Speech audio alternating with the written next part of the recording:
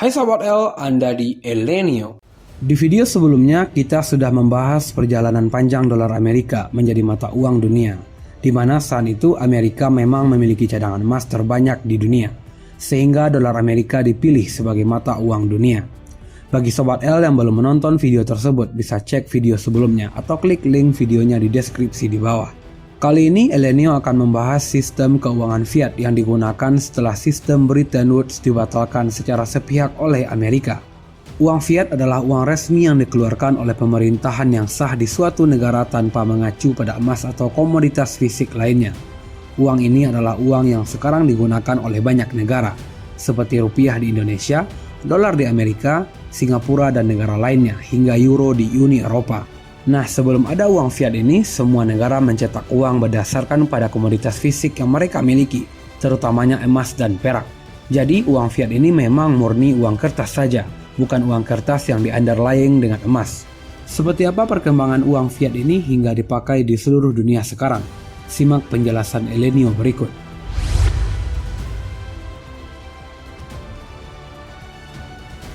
Uang fiat menurut catatan sejarah pertama kali muncul di Cina, tepatnya di abad ke-7 sampai ke-10 Masehi.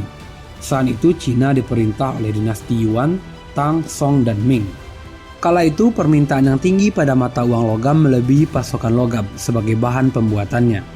Ketika masa dinasti Song berlangsung, suatu bisnis pun berkembang di wilayah Sichuan. Hal tersebut mengakibatkan Cina mengalami kekurangan uang yang terbuat dari tembaga.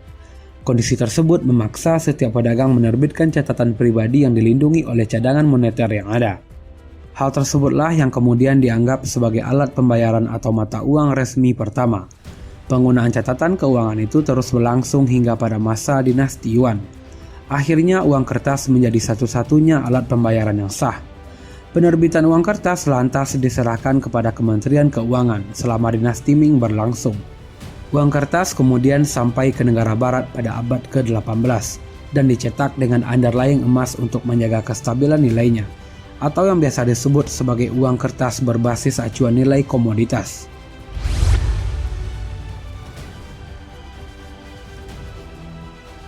Pada Perang Dunia I, emas sebagai acuan percetakan uang mulai ditinggalkan untuk mendanai perang. Nilai mata uang banyak negara jatuh, dan dolar yang masih dicetak dengan underlying emas muncul sebagai mata uang terkuat di dunia.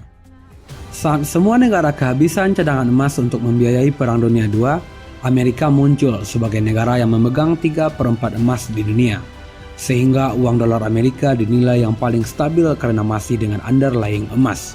Semua uang mengacu kepada dolar Amerika dalam memberikan nilai mata uang di negara mereka. Hal itu diputuskan pada perjanjian di Bretton Woods, New Hampshire. Namun penurunan perdagangan di Eropa tahun 1970-an membuat resesi terjadi di beberapa negara. Semua negara mengutamakan kepentingan negaranya sendiri, termasuk Amerika yang memilih mencetak dolar melebihi cadangan emas mereka. Semua negara akhirnya meragukan dolar dan mulai menukar cadangan dolar mereka dengan emas Amerika. Hal itu membuat cadangan emas Amerika berkurang drastis. Presiden Amerika Richard Nixon memutuskan meninggalkan komoditas emas sebagai acuan mencetak dolar agar cadangan emas mereka tidak diambil negara lain. Sejak saat itu, sistem uang fiat secara murni dijalani oleh seluruh dunia.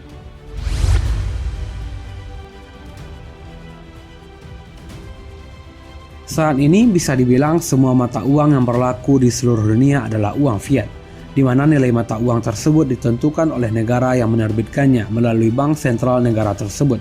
Uang fiat tidak memiliki nilai intrinsik seperti uang komoditas yang memiliki nilai intrinsik pada komoditas yang menjadi underlying percetakannya, termasuk uang rupiah kita. Penggunaan uang fiat dinilai lebih bisa beradaptasi dengan perkembangan ekonomi dan teknologi. Selain itu, uang fiat juga dinilai memudahkan sebuah pemerintah negara untuk mengatur ekonominya. Kestabilan ekonomi suatu negaranya dapat dinilai dari kestabilan nilai mata uangnya. Dalam hal ini, kestabilan nilai mata uang terhadap mata uang negara lain, khususnya dolar Amerika. Uang fiat juga memungkinkan negara miskin yang tidak punya cadangan emas sekalipun dapat mencetak uangnya sendiri. Uang fiat juga bisa dengan mudah diadopsi ke uang digital, yaitu uang yang ada namun tidak ada fisiknya. Berbeda dengan uang komoditi, yang harus disusun dulu aturan mainnya untuk diubah ke bentuk uang digital. Namun di balik itu semua, uang fiat juga memiliki banyak kekurangan.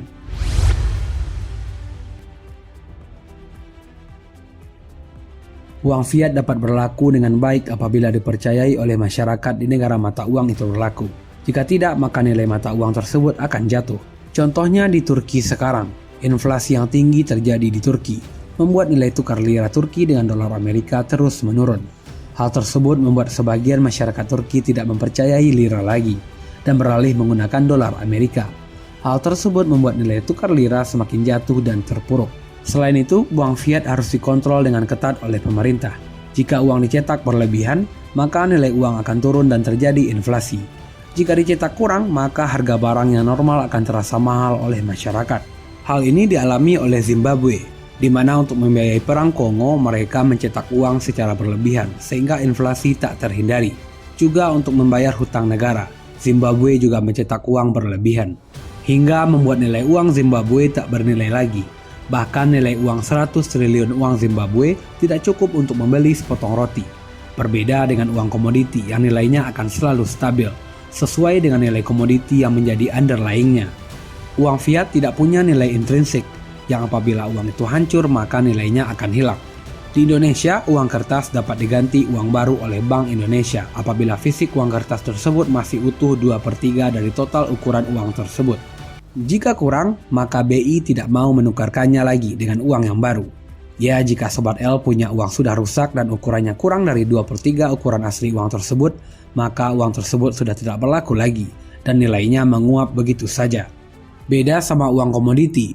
Uang komoditi yang menjadi uang sebenarnya adalah komoditinya. Uang kertasnya hanya bukti kepemilikan komoditi yang disimpan oleh bank.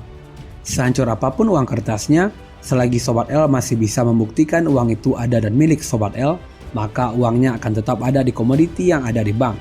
Bank pun harus mencetak uang barunya agar uang beredar seimbang dengan komoditi yang tersimpan di bank. Itulah ulasan Elenio tentang uang fiat yang sekarang ini berlaku di dunia. Nah, bagi Sobat L yang punya pendapat atau pengetahuan lebih banyak dari pembahasan ini, silakan komen di bawah.